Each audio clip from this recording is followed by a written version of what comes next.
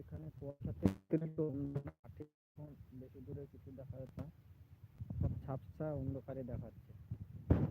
মুর্শিদাবাদ আবার এই তো পুরো ঝাপসা অন্ধকার দেখাচ্ছে, দেখতে পাচ্ছেন। লাইভে আমার সঙ্গে থাকুন, আশা করি ভালো লাগবে।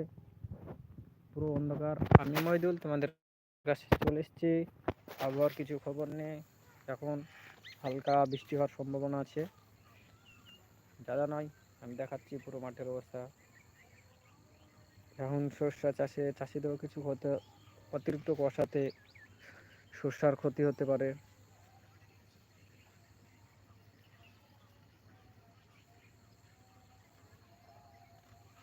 লাইভে একজন জয়েন হচ্ছে, সে কোথা থেকে হচ্ছেন কমেন্ট করে জানাবেন।